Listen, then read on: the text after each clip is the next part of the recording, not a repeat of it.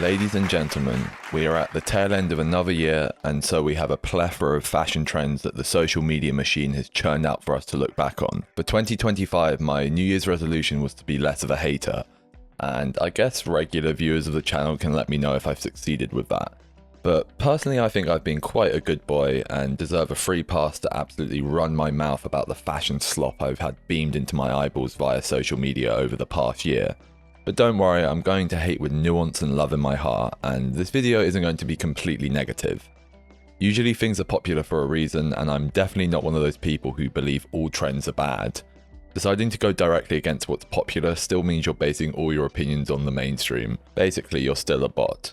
So, with this in mind, let's start with a trend that I actually like and have spent my own money on in the past year: raw, selvedge and/or Japanese denim. I'm not going to get into the nitty-gritty of what selvedge and raw denim is and how Japan ties into it, because I've already made a dedicated video on that subject earlier this year. So if you're still confused about what self-edging and liking it raw has to do with denim, then maybe go watch that first. This trend had definitely been prevalent throughout 2024, and it's been popular in multiple previous trend cycles, but in 2025 we saw the peak of its popularity with one silhouette in particular. This year, wide, raw and/or selvage jeans ascended into the default uniform for the modern basic fashion bro, especially if the denim was made in Japan. People have started to actually care about how their clothes are made. I think this is one of the better trends we've seen from the past few years, and so I give it a big thumbs up.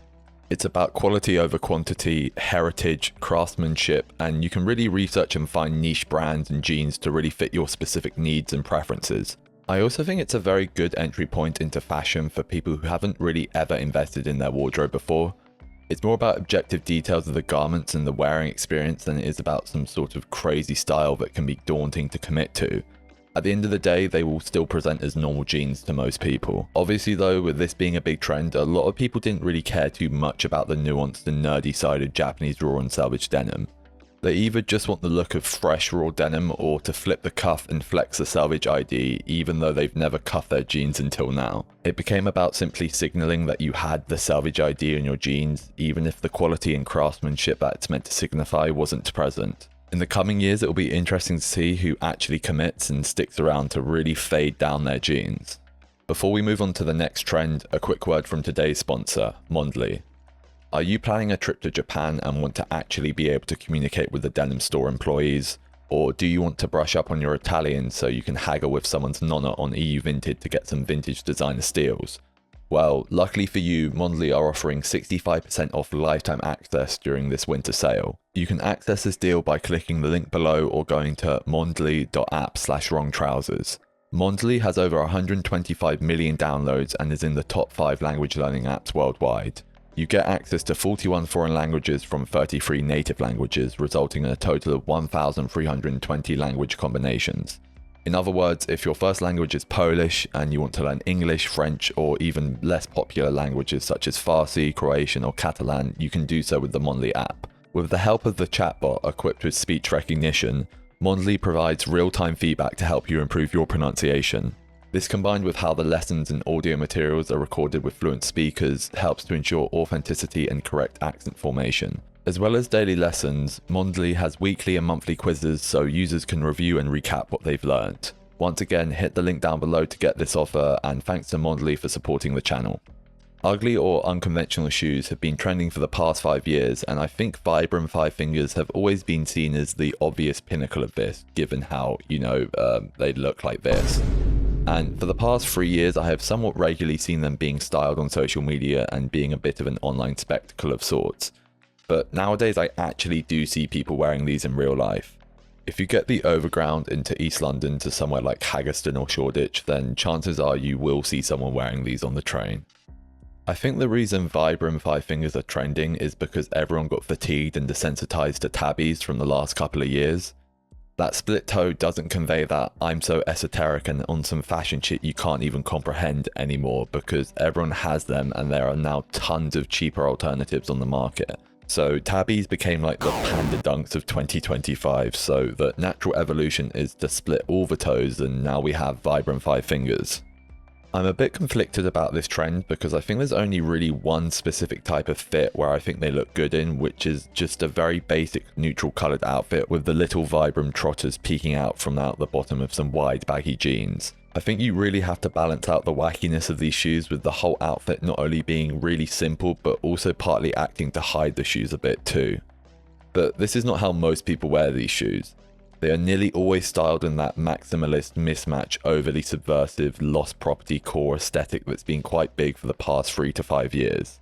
I'm kind of sick of this aesthetic now because it's not subversive anymore and the attempt of irony just doesn't hit the same. I think this trend started with people experimenting with subversive clothing choices to create a stylistic dissonance that was quite nuanced. But in recent years, it's just devolved into people indiscriminately slapping as many clashing clothing pieces as possible into one outfit and then calling it chic on TikTok. I'm sorry to say it, but wearing a skirt over skiing trousers, heels, and then like a Nike Tech fleece or something is not a good fit. The method is patched. Unfortunately, you lot are going to have to learn how to actually curate a harmonious fit. The only person who I think can consistently pull off these sorts of outfits is Margiela Drover, so let's just leave it to him. But anyway, I am definitely going off on a tangent. I think the Vibram 5 fingers 99% of the time are not the one because they just come across as trying too hard to appear esoteric or niche. The whole flip-flops with jeans and sometimes socks trend we saw during summer I feel was just an extension of the weird subversive shoe obsession that pushed tabis and Vibram 5 fingers. Obviously flip-flops aren't weird, but in this context they are. Again, this just looks try-hard to me, especially if I catch you wearing the £600 pair from the row. These were number 1 on the list index for Q2 2025, which is just mind-boggling to me.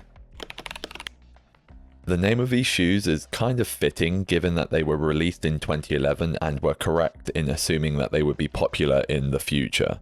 I guess Young Thug was right all along. These were a staple of 2010 swag era fashion and have in the past year become very popular again to the point where Margiela has decided to re-release them. To me, this shoe belongs in a very special tier of ugly that's only occupied by one other pair, being the Kiko Gel Nepsters. Futures aren't tastefully or even ironically ugly, they are just straight up diabolical looking shoes. They look like if you asked AI to reimagine a pair of Gats to be worn by a Power Ranger. But yeah, these belong to a wider trend being the 2010 swag era fashion revival. While this is just the newest flavour of nostalgia bait fashion that's replaced Y2K older brother core, I find it hard to hate on because it's mainly just kids dressing like this. They probably hadn't even unlocked object permanence at the time that this style was originally trending, so they don't have a negative or cringy memory of it. Another nostalgia based trend from this year is the Hedi boy archetype. This becoming popular is undoubtedly also in rejection of the baggier silhouettes that have dominated the fashion zeitgeist for the past 5 years. This aesthetic is obviously in reference to the style popularized by Hedi Slimane in the 2000s, which is characterized by dark and moody looking ultra skinny silhouettes infused with rock inspired elements. He's been the creative director for Dior Homme, Yves Saint Laurent and Celine. I'm not opposed to the Hedi Slimane look, it's just a twink exclusive fashion trend. My size 33 waist is not pulling that shit off. But yeah, if you've got a size 28 waist and you look like a character from Trainspotting, then go crazy. The fact that something like the Hedi look can even be acknowledged in a world where extremely wide and baggy silhouettes have dominated fashion trends for the past 5 years is indicative of how the pendulum is finally starting to swing back the other way.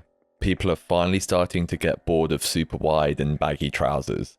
I think the turning point for this was fairly recently when everyone was ragging on these two guys saying that what they were wearing are the worst outfits or fashion trend of 2025, with the defining clothing item being the crazy oversized trousers. I guess this whole look is just like a bunch of recent trends all mashed into one outfit, but I still do feel kind of sorry for these guys given the amount of hate they received. And the thing is, the same people who are shitting on these outfits would have probably commented the fire emoji if it were posted on the uniform display Instagram page back in like 2023. I think the bagginess of trousers and more specifically jeans did get a bit out of control. Similar to the ultra subversive mismatched style of fashion that I already mentioned, it just got a bit too easy. But now the jig is up. People have realized there is not a direct correlation between how wide your trousers are and how good or cool your outfit is. So naturally there's lots of talks about skinny jeans coming back into fashion as the main silhouette, but I don't think it's going to be that simple. Like I've said on this channel before, baggy jeans are very inclusive and a lot of people are very comfortable wearing them in a way that they could never be in a pair of, say, ultra skinny Hedi Dior jeans. This combined with how fashion trend cycles aren't as simple as they used to be due to the influence of social media makes me think that we will never see a widespread return of skinny jeans in mainstream fashion, or at least to the level of popularity that they used to be. Although I think for now it's clear that we are moving away from the obscene levels of bagginess and back to silhouettes that resemble a straighter fit, even if they are on the wider side. Regardless, Levi 501s look good on everybody. I've already gone very in-depth into my opinion on these little shit gremlins in this video, but labubus really did fall off. Like, months later, no one talks about them anymore. I guess that's because they got ridiculed and now no one likes hanging them off their designer bags anymore, especially now that H&M tried to make their own fake versions. Its companion item matcha still seems to get referenced a lot within online culture, but I guess that's because beyond it just being a key item in the performative male inventory, people still do love sipping on that shit. I think this is a trend that's been very popular with the girls. I don't really closely follow or pay attention to women's fashion trends, but when I was in Lisbon in summer, I saw 3 separate people wearing a polka dot skirt over the top of some slim fit capris. So I'm assuming it's kind of overplayed. Regardless, I haven't seen it anywhere near as much within men's fashion this year. But that must be because all the lads are investing their polka dots into the inevitable CDG Play / Supreme collab hypebeast revival that's inevitably going to come after the early 2010s fashion thing has ran its course. I know the popularity of the quarter zip has been mainly as a result of the recent meme thing, but they still have been quite popular in recent months beyond that, and I do think it is a form of the general push of quiet luxury slop we've had rammed down our throats for multiple years now. Although the first thing I saw regarding quarter zips this year was months ago when Jeffrey Epstein's one came up for sale, and then allegedly Ian Connor bought it. Months later, suddenly everyone's talking about quarter zips. I'm not saying correlation equals causation, but god damn, this guy better not be anyone's style icon. But anyway, quarter zips are a certified bot clothing item. What people wear to work to try appear more sophisticated or to cosplay as some rich Silicon Valley bro. If your office's dress code allows you to wear a quarter zip, then you can wear something better than that. Just wear a zip up or a jumper, there's no need for this awkward in-between item. The kind of fashion-focused, chunky, like well-fitting ones are fine, but that's not the ones people are wearing mainly. Anyway, I think that's all I have to say on this subject. I know I posed this video as being an award ceremony of some sort, but I only spoke positively about like 1 or 2 things. So, what's the best trend of 2025? It's being subscribed to Wrong Trousers on YouTube. Comment below your trend predictions for 2026. For me, let me consult my orb. I'm feeling Chris Chan rugby shirts. Thanks again to Mondley for supporting the channel, and that's the end of the video. Goodbye.